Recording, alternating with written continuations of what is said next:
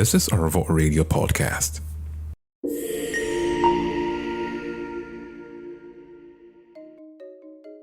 So, back in 2023, the Bola Tinubu administration announced a major economic shift, the decision to float the Naira. It was sold to Nigerians as a bold move to clean up the forex market, attract foreign investors, and remove round-tripping. But what many people hoped would bring relief has instead deepened everyday struggle. So let's break it down in plain language. What went wrong and why Nigerians are feeling the pressure more than ever? Let's start in the market. Before the Naira was floated, 460 could get you $1. Now, you will need over 1,500. What does that mean for the average Nigerian? Simple. Prices has gone wild. Rice that was 30,000 Naira now sells for almost 80,000 Naira. A paint bucket of Gary, it's jumped from 600 Naira to over 2,000 Naira. And that pack of spaghetti, way before na 350, now na 950. People they shout, na one pack I dey buy you, no be carton again. This isn't just inflation, it's survival. And it's tied directly to the value of the Naira. Because when our currency drops, importing food, diesel, basic goods gets more expensive. Now understand that why we mention diesel is for the purpose of transportation of food.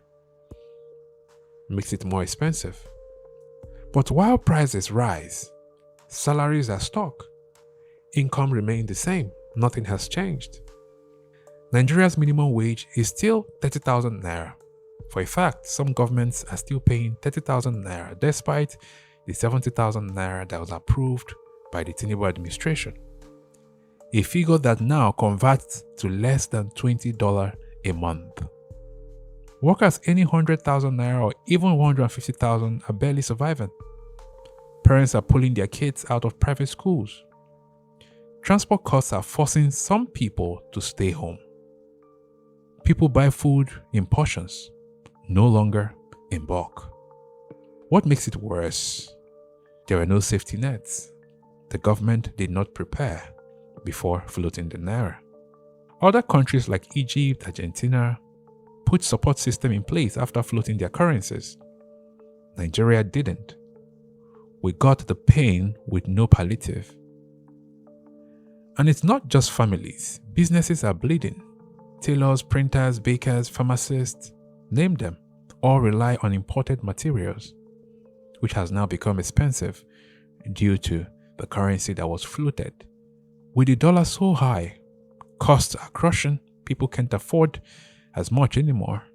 Some reduce services in order to match up with what the market is bringing. Some hike prices and suffer the consequences of low patronage. And many close shop. That becomes the worst one.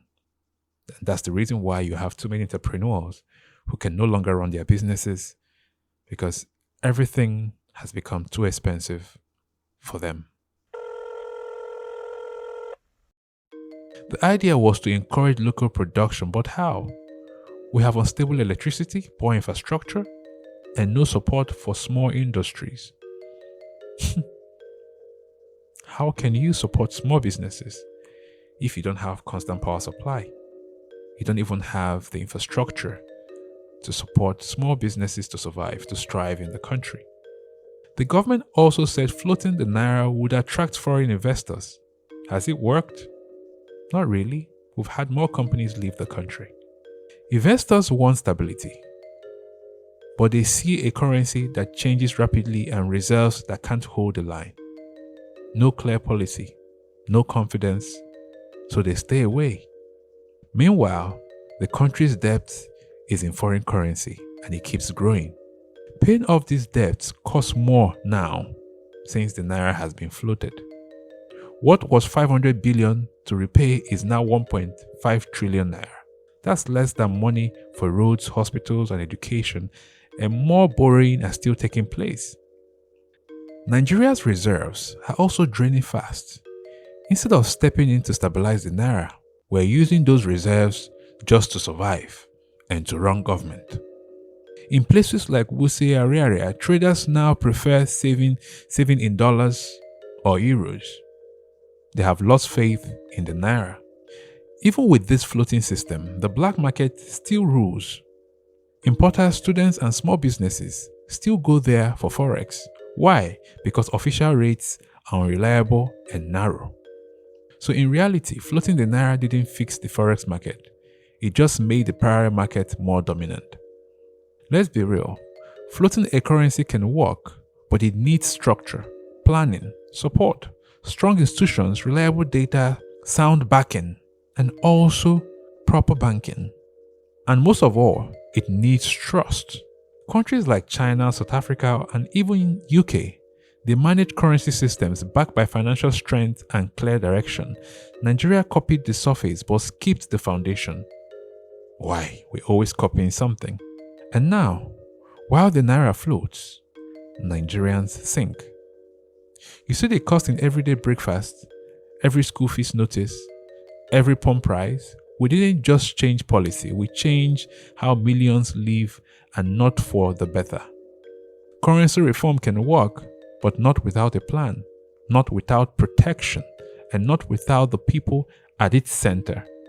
Obviously, the Nigerian people were not considered in the plan.